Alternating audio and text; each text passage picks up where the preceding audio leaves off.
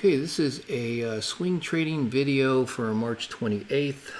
I know it's kind of late, but busy today making a day trading video. It's pretty hard to do both at the same time. So anyway, not a lot to say about this anyway.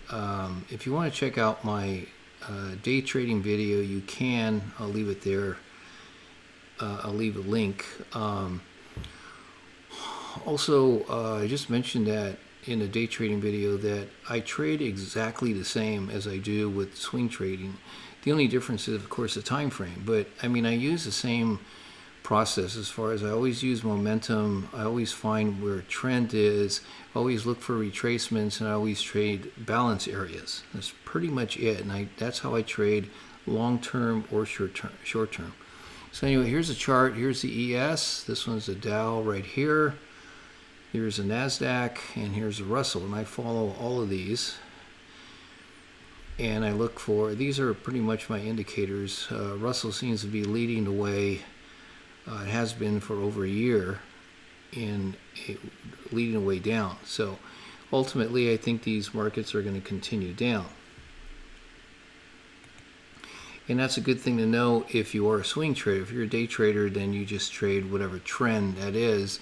In a day trading trend, it looks like it's up for now, and then of course it's reaching this apex, and eventually it's going to start coming down with the rest of the markets. So that's where I think these are at right now. So anyway, as far as swing trades, so you want to get in longer term. Okay, so nothing much happening today. This market is coming close to the top, so tomorrow might be a good time to trade as far as going short, buying put options, because it looks like it's hitting pretty close to the top. And if you notice, the NASDAQ, let's see here, well, let's go with the Dow. Dow pretty much at the top of its balance area here, so that would be a good short tomorrow also. And also the NASDAQ.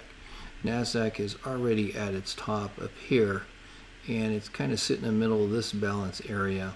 So it's a little bit weaker than the other indexes, but it just makes sense because it's gone up further than the other ones. And then you got the Russell, and there's a Russell. Russell's already come down quite a bit. This is the low right here, and the other ones are still up in this area. And the Russell's already ahead of the game, and it's already down here. So eventually it's going to start coming down. That could be tomorrow. I'm not sure when. But since you're a longer term trader, you don't need to know specifically when it's going to hit bottom. If you're a day trader, then of course you need to know what's going to happen that day. So okay, so anyway, let's go back to the ES here. Now, of course I trade the spiders, which is right here, which, mimics the ES. It's almost exactly the same chart. But I look at the ES because I look at how many points that it moves, and I've been watching the ES since the beginning, for years and years. And I'm just used to that. And like I said, this one piggybacks on the ES, so it's the same thing. But when I enter a trade, when I'm buying options, of course, I buy options on the spiders. Okay, so anyway, so this is where we're at here. Like I just mentioned before, I believe we're at the top. Also, this has this diagonal line and this line going across, so it's pretty much meeting into this apex right here, and eventually I believe it's just going to start coming down. So I don't know if that's going to be tomorrow or at the end of this week, or maybe next week. I'm not sure. I'm guessing probably this week it should start breaking this line on the way down. So that's good to know if you're a swing trader. If you're a day trader, not really, because like I said, it just depends on what happens that day or even within a couple hours. But for this, if you're in long term and the market comes up a little bit tomorrow, then yeah, you can short this thing, and you buy options that are at least 1 month out, and then you just write it down. That's pretty much it. because I've already done all the analysis right here on where the market's going. If you've been following my my trades, and you know exactly how I feel about this. And we are in a downtrend. Longer term is definitely, let's see, this one's is down from here down here. So we're in a bear market. But in a bear market, you get these swings here, you know, up and down, up and down.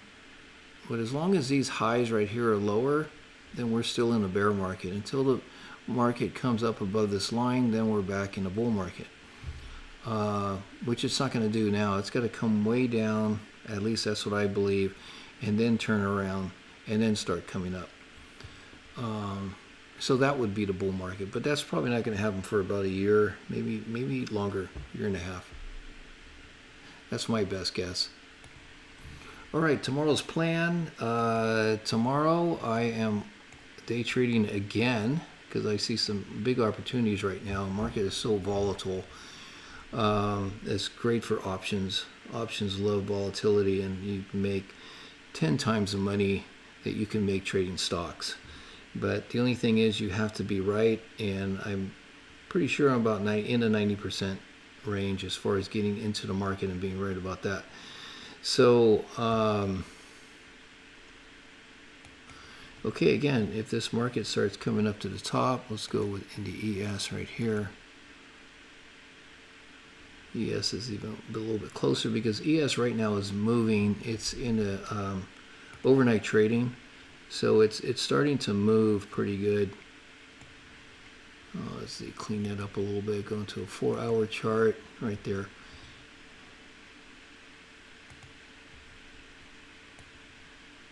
And you can see the ES right now in the overnight trading is starting to come up. And that's a good thing for me because tomorrow, if it comes up into this area, I'm definitely going to short it, both with put options for longer term and also day trade this thing down. Okay, so as far as buying options for day trading, I usually go in for about 2-3 days out for expiration. On longer term, at least minimum a month, but I would go maybe 2 months out. And I have talked about trading both intraday, day trade, and long-term trading. There's a system that I created. It's called a DTIP. It's a day trading insurance plan. I did make that up. That's my system. And that means that you can day trade options, but you can buy the options a month out. The only difference is it just costs more, but they move pretty much the same dollar per dollar. So you're not going to lose anything there. The only thing is it's going to cost a lot more.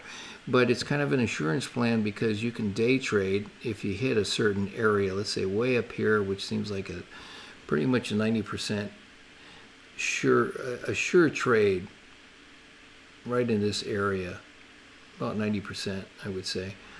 And then you can buy options, let's say a month out, and then you can day trade it, and then you can get out that day, and somehow if you believe this market is still going to come back up here and bounce around before it goes down, then you can stay in your position. So you still have that option to either get out that day or wait the next day, and you know, it might even drive down even further than that. So that's a pretty good plan, I think. So you can do that too. But anyway, I'm going to make a video specifically on that. Okay, so that's it for now. I don't want to make the video too long. So I'll talk to you guys tomorrow.